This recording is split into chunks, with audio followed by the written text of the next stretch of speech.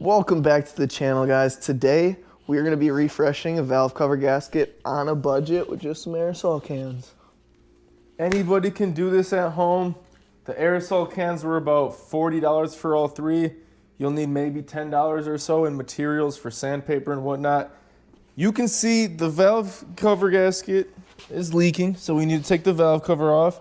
Valve cover looks horrible. All this chipping, flaking paint. We're gonna make this look nice and shiny with some VHT flame retardant paint. Don't know how it's gonna be. You guys are finding out with us. I've seen good reviews on this stuff. So now what we're gonna do, let's just get this valve cover off and we'll go from there.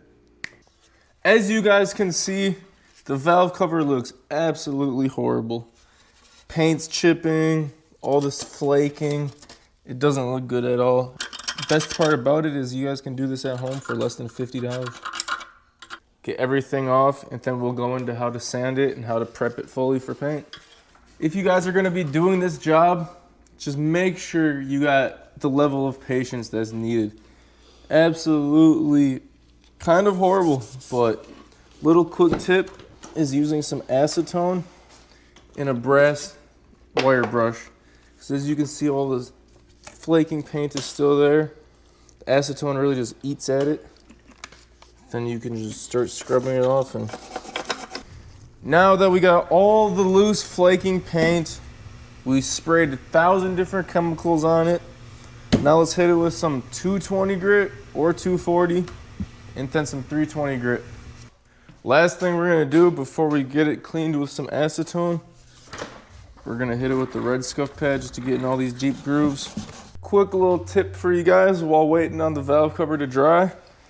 Grab yourself a bucket, fill it with some warm water, and let the paint sit in there. And we do this because it lets all the chemicals and all that stuff warm up so you're not getting all those paint splatters. Let's go, baby. Finally onto painting. So first we're gonna start with some primer just to give the paint a better base to stick to. Again, one more time. Do a couple test sprays and you can see the paint builds up a little bit. So before we even spray, we'll do that. Your first coat, you always want to do a dust coat just to give it a better bond for your second, third, and fourth coat if needed. I like to start with all the edges. Some spots are a little bit heavier than a dust coat is fine. You just don't want to really cake it on there for your first coat. That's how you run into issues, especially with these aerosol cans.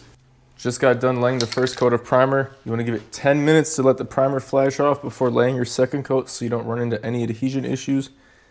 It's been about 15 minutes, give or take. So we're gonna lay down one little bit heavier coat. We have pretty good coverage all over, but there's a couple of spots that I noticed I missed. So we'll start with those. You don't want to lay down this third coat too heavy and kind of screw yourself. So just lay down a nice even coat everywhere. Now that we got the primer, we're going to let it dry for 30 minutes before laying base coat, and we'll touch base with you guys when we get there. Now we're finally onto some color, baby. Just like the first coat of primer, your first coat, you always want to do a dusting coat so you don't get any of these weird wrinkle reactions. We'll throw a video of how it looks right here. Yeah, you don't want none of that. That is not fun to deal with. You have to resand it, redo basically everything we did to get to this point. So you want to do it right, or you might regret it. So First coat, nice little dust layer. we're gonna also back up a little bit when we do this dust layer.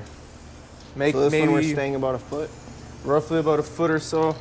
Some areas you'll see me be a little closer than others, but Ooh, that's already looking nice. this is metallic paint, so you kind of don't want to overlay it too heavy on some areas. That's how you start to make it look like doo-doo. We're gonna do 2 to 3 coats with this. There you go. We did one light coat. 15 minutes in between. And we'll get back to you once we get there to the second coat. It's been roughly about 10 minutes, so now let's lay down this second coat.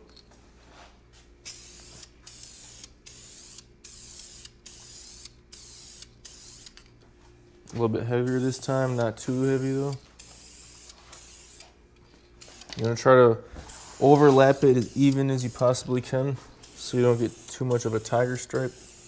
Got the second coat down. Let's wait 15 minutes, see how the coverage is, and then we'll decide if we need one more coat. Finally onto some clear coat. A little clear coat action now. Now you don't want to lay your first coat too dry because then that's when you get dry spray with clear coat. So the first coat I always recommend just slightly under medium wet. Yeah, I keep it about 8 inches or so. And this one we're just gonna do nice passing like that. See that nice layer of clear? A little gloss action. Yeah. Just lay down the first coat. You want to give this coat about 15 minutes to dry, and then we'll lay it on the second coat. Now that we gave it about 15 to 20 minutes or so to flash off, we're gonna lay one more heavier coat, and let's see how it looks. Aim for 50% overlap to 75, especially with these aerosol cans. But look at her, she's looking nice and shiny. Yeah, I'm super excited to finally get this one on the road. We've been working on it for how long? So the engine bay is gonna look schminty, outside's gonna look schminty. So if you like today's video, make sure you hit that subscribe button. Motor's almost in the car. Gonna have first test drive coming very soon.